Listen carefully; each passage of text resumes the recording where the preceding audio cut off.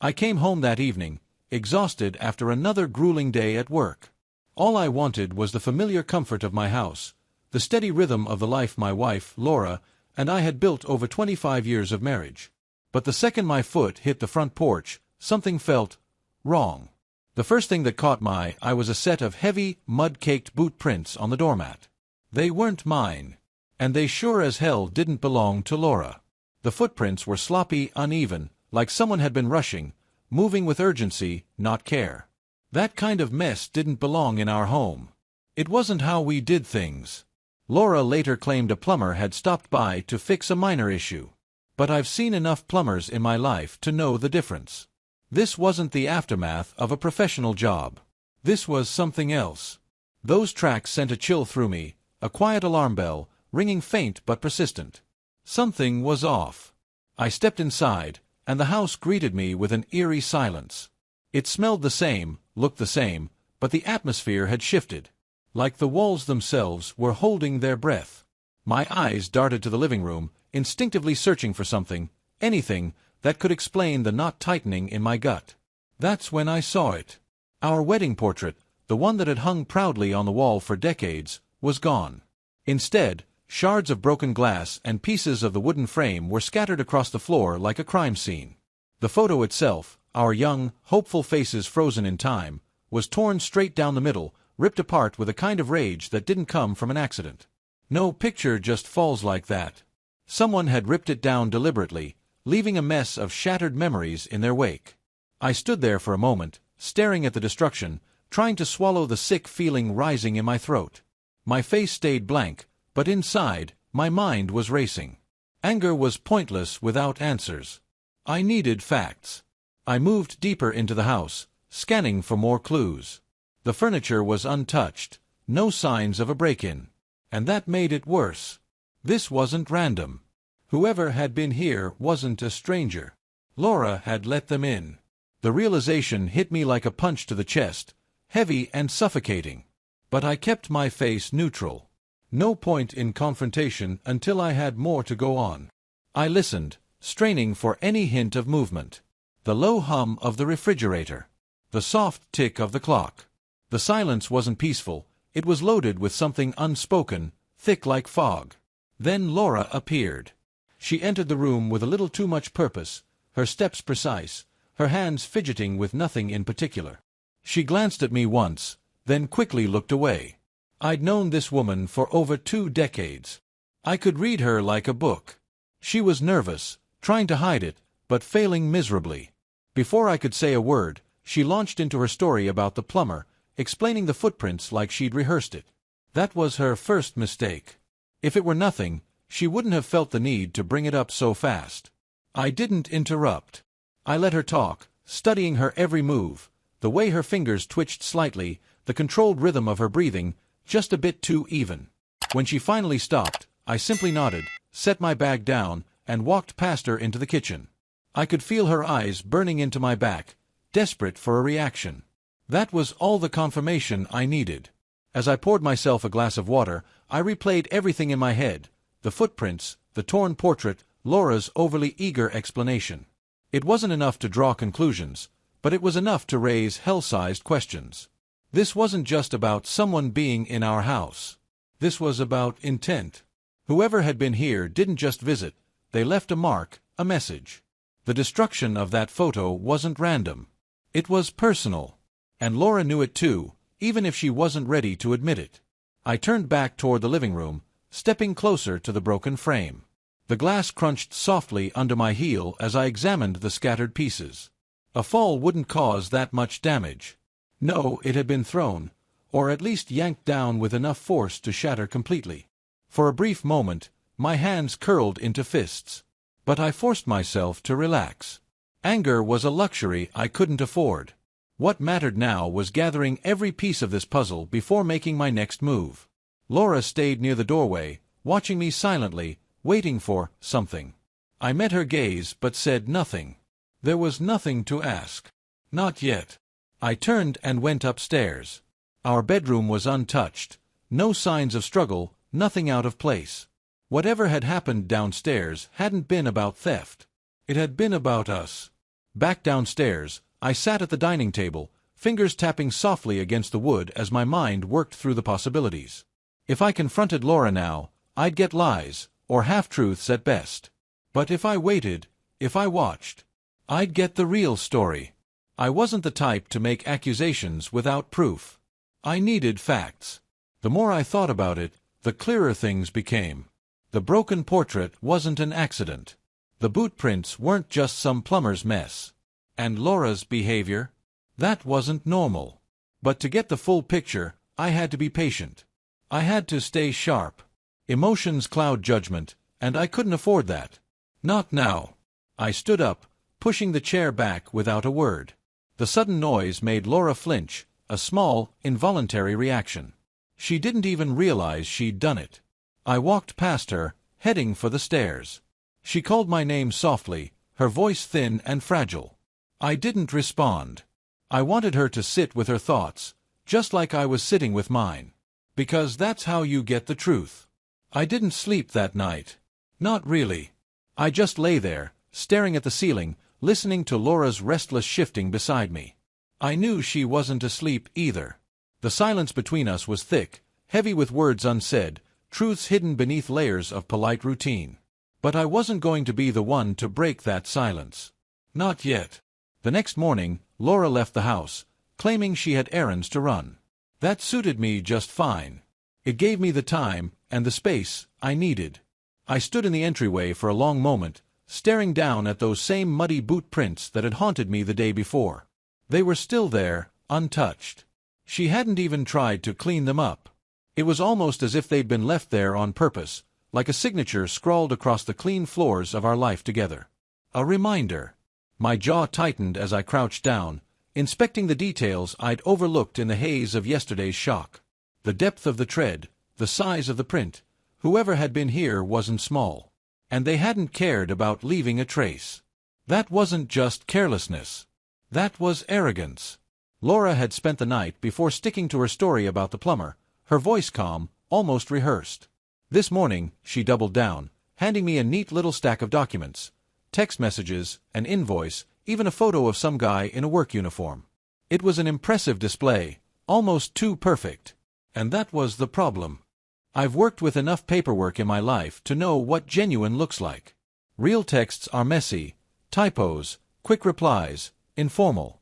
Receipts are crumpled, dates sometimes mismatched. But this was polished. It looked like something you'd submit in a courtroom, not the casual leftovers of a routine plumbing job. Instead of confronting her, I turned my attention to the house itself. If there was more to find, the house would tell me. I started in the hallway, retracing my own steps, looking at everything with fresh eyes. That's when I noticed it, a faint scent hanging in the air. Alcohol. But not the kind from our liquor cabinet. This was sharp, almost medicinal, like the stale breath of someone who'd had one too many before stepping inside. Laura didn't drink hard liquor. Hell, even if she had, she wouldn't have left that kind of trace behind. Which meant it was someone else. I followed the scent, letting it guide me like a bloodhound on a trail. In the guest room, something caught my eye, a small object sitting on the side table. It was out of place. A keychain, cheap and unremarkable, but unfamiliar. It wasn't mine. It wasn't Laura's. And it sure as hell didn't belong in my house. I picked it up, turning it over in my hand, feeling the cool metal against my skin. It wasn't valuable, but it was foreign. That was enough. Someone had been here. Someone careless enough to leave behind a breadcrumb. Moving to the living room, I noticed the couch was slightly out of place. Just an inch or two off from where it always sat. Subtle, but after years in the same house, you notice things like that. The decorative items on the shelves had been disturbed, too, shifted just enough to be noticeable if you were looking. And I was definitely looking. When Laura got home, I didn't mention any of it. Instead, I watched her reactions. Her explanations were predictable. She claimed she'd been cleaning, rearranging, dusting. But her words didn't match her tone. She was too composed, like an actress reading lines from a script she'd practiced one too many times. I knew her tells. The controlled breathing. The too steady voice. The way her fingers fiddled with the hem of her sleeve when she was nervous. She was lying. But I didn't push her. Not yet. That night, I sat at the dining table, sipping coffee, letting the day's discoveries settle in my mind. Each detail was a puzzle piece: the footprints, the broken portrait, the alcohol, the keychain, the moved furniture. On their own, maybe they were nothing. But together, they painted a picture. A picture of betrayal. I wasn't ready to confront Laura, not until I had more. I wasn't the kind of man to make wild accusations without proof. But I knew, deep in my gut, that something was wrong. And I was going to find out exactly what it was. The next morning, I made a decision. No more passive observation. It was time to dig deeper. While Laura was busy getting ready to leave the house again, another round of mysterious errands, I slipped outside to her car. My hands were steady, my heart calm. I knew exactly what I was doing. Within minutes, I had a GPS tracker securely hidden beneath her car. Nothing fancy, but enough to do the job. By the time she drove away, completely unaware, I was back inside, watching from the window like nothing had happened. I didn't have to wait long. The data started coming in almost immediately. I watched her route on my phone, tracking every turn, every stop.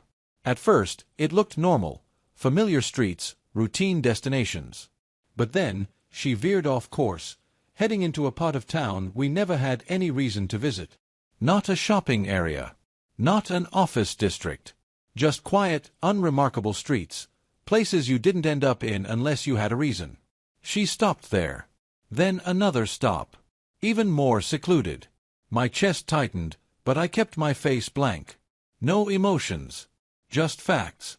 She wasn't running errands. She was meeting someone. I stared at the screen, my coffee long gone cold, watching the little that represented Laura's car move through streets I'd never seen her drive down before. Each turn felt like a betrayal, every stop another crack in the illusion of the life we'd built together. She wasn't shopping. She wasn't running errands. She was meeting someone.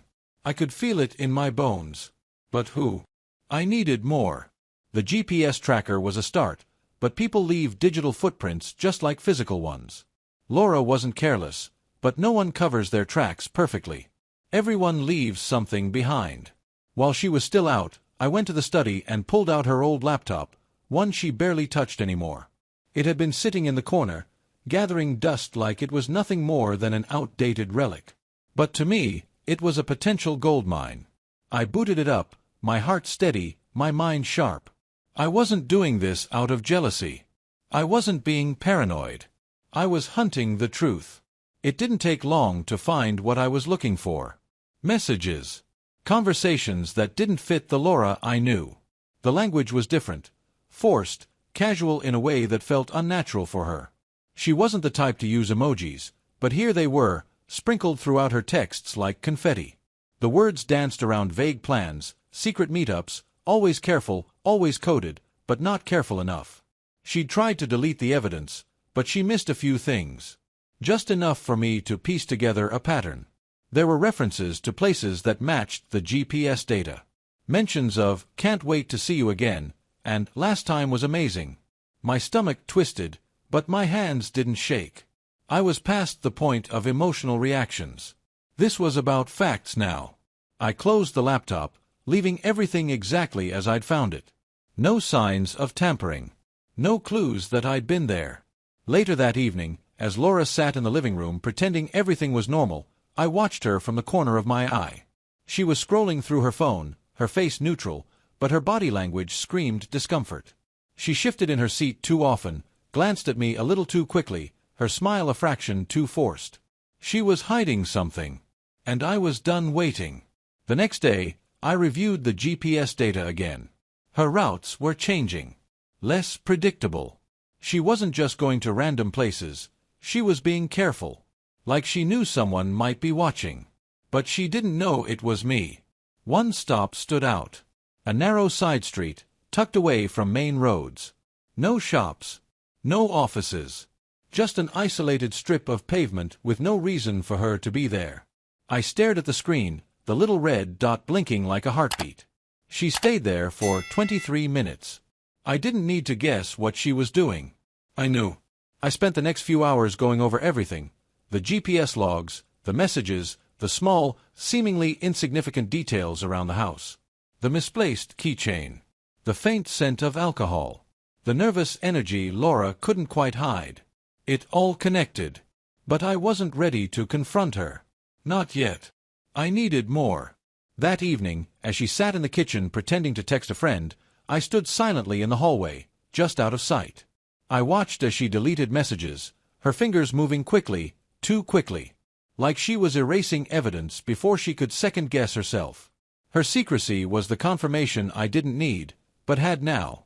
People don't hide things unless they have something to hide. By the time I went to bed that night, my mind was clear. The fog of confusion had lifted, replaced by a sharp, cold determination. I wasn't just suspicious anymore. I knew.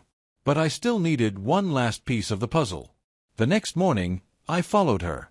I didn't tell her I had the day off. I let her believe everything was normal. That I'd be at work, just like always. She left the house with the same practiced routine, kiss on the cheek, fake smile, keys in hand. I waited 5 minutes, then got in my car and followed her. It wasn't hard. She wasn't expecting to be followed. She drove across town, taking turns that made no sense unless you knew what to look for. Eventually, she pulled into a small parking lot behind an old, run-down apartment complex. She sat there for a moment, checking her phone, then got out. I stayed back, parked a few blocks away, watching through a pair of cheap binoculars I'd picked up the day before. And then I saw him. Tall, broad-shouldered, faded jeans and a leather jacket. He walked up to her car like he'd done it 100 times before. Like he belonged there. Laura smiled at him in a way she hadn't smiled at me in years. And then she kissed him. Not a quick peck. Not a polite gesture.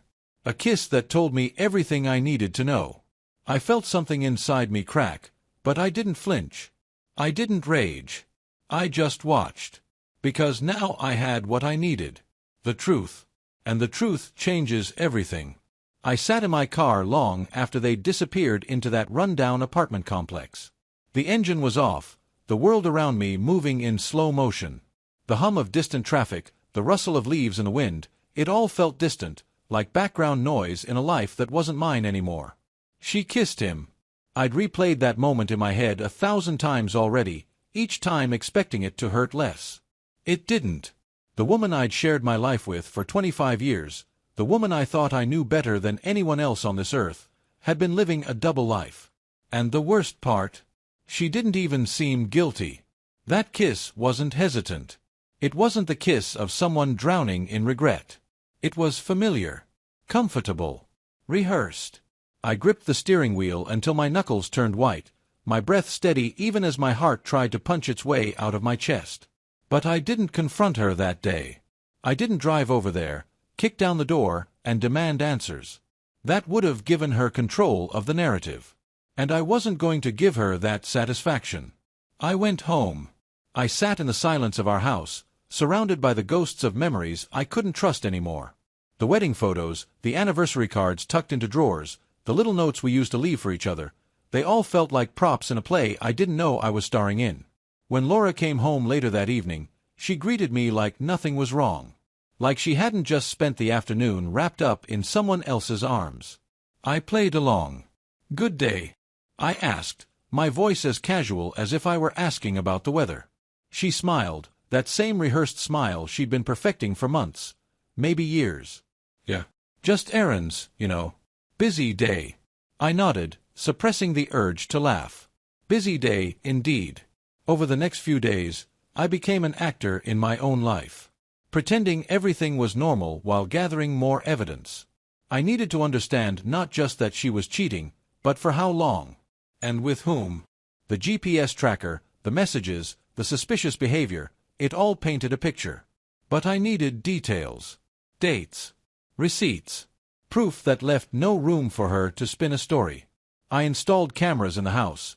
Tiny, discreet, hidden in places she'd never think to look. I set up motion detectors, connected everything to my phone. I wanted to see it all. Every lie. Every sneaky phone call. Every moment she thought she was safe in her web of deception. And then something happened I hadn't expected. She started getting sloppy. One night, I woke up to the faint glow of her phone lighting up the room. She was lying beside me, texting someone, her thumbs moving fast. I pretended to shift in my sleep, rolling over just enough to catch a glimpse. The name on the screen, Mark. I didn't recognize it, but I'd find out soon enough.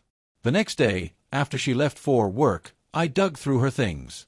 Her phone was locked, but her laptop, that was her mistake. She'd forgotten to log out. I opened her messages, scrolling through conversation after conversation until I found it. Mark. And the things he wrote to her? They weren't just casual flirty texts. They were intimate, familiar, detailed enough to make my stomach turn. They talked about me, about how clueless I was, how easy it was to keep up the charade. They joked about the double life, about how thrilling it was to sneak around. But the part that shattered whatever was left of my composure? They'd been seeing each other for 25 years. 25 years. I felt like the air had been punched out of my lungs. That was our entire marriage. It wasn't just an affair. It wasn't a fling. This wasn't some midlife crisis. This was deliberate. A second relationship, carefully woven into the fabric of my life while I was too blind, or too trusting, to see it. Every anniversary, every holiday, every "I love you" whispered in the dark. Was he there too? I closed the laptop, my hand steady even as my world crumbled. That night, I stared at Laura as she slept beside me, wondering how many times she'd laid there, pretending to be mine when her heart, and God knows what else, belonged to someone else. The next morning, I didn't go to work. I followed her again. This time, she went to a different place, a house.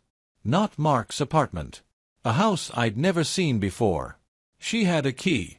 I waited until she went inside. Then I got out of my car and walked straight up to the front door. I didn't knock. I kicked it open.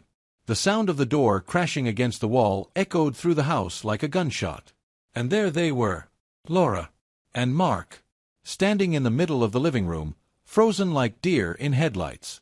She gasped, her face pale, her mouth opening to say something, an excuse, probably. A lie. But no words came out. Because what do you say to the man whose life you've been dismantling, piece by piece, for 25 years? Mark tried to step forward, his hands up like I was some wild animal he needed to calm down. But I wasn't wild. I was the calmest I'd ever been. And that's when it hit me, the thing that made me lose whatever shred of composure I had left. Mark wasn't some stranger. I knew him. He wasn't just some random guy. He was someone I'd trusted. Someone I'd welcomed into my home. And in that moment, I realized, this wasn't just an affair. This was a betrayal so deep it carved into the very bones of my life. There's a unique kind of rage that hits you when the truth crashes down on you like a freight train, when the lies aren't just faceless words but living, breathing betrayals standing right in front of you. That's exactly what I felt as I stood there, the broken door swinging on its hinges behind me, staring at Laura and Mark. Mark wasn't just some stranger she'd met along the way. No. He was someone I knew, someone I had shared beers with, laughed with, trusted. His face was all too familiar because he'd been woven into the fabric of my life for years. Family gatherings, barbecues, holidays, he'd been there. Right there. A wolf hiding in plain sight, wearing the mask of a friend. I felt the weight of 25 years of betrayal crash down on me all at once. Every fake smile, every handshake, every time I'd invited him into my home, unknowingly welcoming the man who had been sleeping with my wife. Laura stood frozen, her face a twisted mix of guilt and fear. She opened her mouth like she was about to say something, but what could she possibly say? There's no apology big enough to cover a betrayal like that. Mark tried to speak first. Big mistake. Hey man, I can explain. His words were like gasoline on a fire already raging inside me. I lunged. I didn't think. I didn't plan. My body just moved, fueled by nothing but raw, blinding fury. My fist connected with his jaw, and the sound of it was more satisfying than I care to admit. He stumbled backward, crashing into a side table, sending a lamp flying. Laura screamed, rushing between us, her hands outstretched like she was trying to protect him. Protect him. That was when the second wave of rage hit me, not because she'd been unfaithful, not because of the years of lies, but because even now, even after being caught red-handed, her instinct was to shield him, not me. I stepped back, breathing hard, my hands shaking, not from exhaustion but from restraint. I could have done worse. God knows I wanted to. But as I stood there, fists clenched, chest heaving, something else settled over me. Clarity. I looked at Mark, pathetic, crumpled on the floor, blood trickling from the corner of his mouth. Then at Laura, tears streaming down her face, her mouth moving, trying to form excuses, apologies, explanations I didn't want or need. Suddenly, they both looked so small. So insignificant. I didn't need to fight. I'd already won.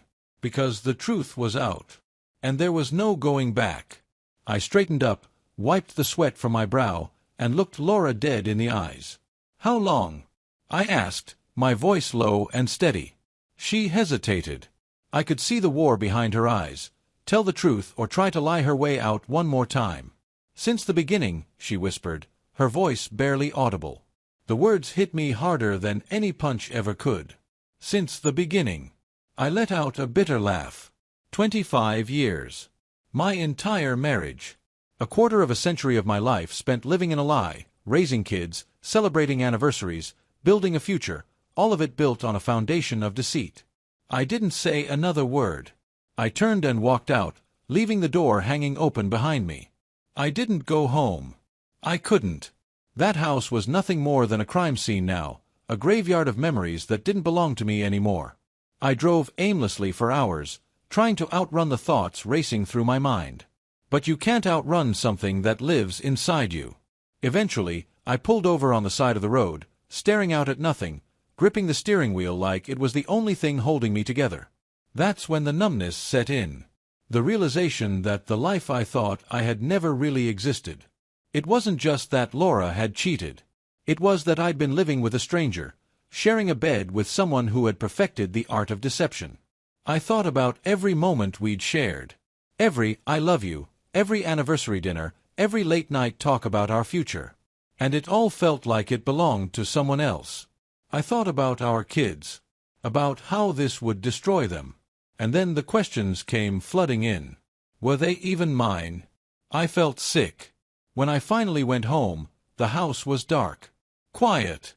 But not the peaceful kind of quiet I used to love. I sat in the kitchen, staring at nothing, until the sun started to rise. Laura came home eventually, her face pale and swollen from crying. She tried to talk, her voice trembling, her eyes begging for forgiveness. But there was nothing left to say. The words were gone, lost somewhere in the wreckage of what used to be my life. I didn't yell. I didn't scream. I didn't ask why. Because it didn't matter. The why doesn't change the what. She'd made her choices. And now, it was my turn. The morning light crept through the blinds, casting long, fragile shadows across the kitchen floor, shadows that felt more real than the life I'd been living. I sat there, numb, staring at nothing, my thoughts as hollow as the house itself. The home Laura and I had built wasn't a home anymore. It was just walls, floors, and ceilings stained with memories I no longer recognized. She finally spoke, her voice breaking the suffocating silence. "I'm sorry." 2 words. That's all she had. 2 empty words after 25 years of betrayal. I didn't respond. I just sat there, gripping my coffee mug, feeling the cracked spiderweb through my chest, not from heartbreak but from the weight of wasted time. She kept talking, as if stacking words on top of her lies would somehow make them true. Apologies, excuses, pathetic attempts to rewrite history. She said she never meant to hurt me. That it just happened. That she was confused, that she loved me, but... That's when I snapped. "Don't you dare say but." My voice was low, steady, the kind of calm that comes after a storm has destroyed everything in its path. You don't get to love someone and betray them for 25 years. That's not love. That's convenience. She flinched like the words had slapped her, but I didn't care. She deserved worse. I stood up, my chair scraping against the floor, the sound sharp and final. I'd been drowning in this mess for too long, but now, clarity hit me like cold water. I wasn't going to let her words be the last thing that defined us. I want a divorce. I'd never seen her face crumble like that. The tears came fast, but they weren't for me. They were for her. For what she was losing. And that's when I realized she wasn't mourning me. She was mourning the comfort, the security, the stability I'd provided while she lived her double life. She thought I'd always be there, the safe harbor while she set sail with someone else. But that man was gone. I packed a bag that day. Just the essentials. I didn't need anything else because everything in that house felt contaminated, tainted by lies disguised as memories.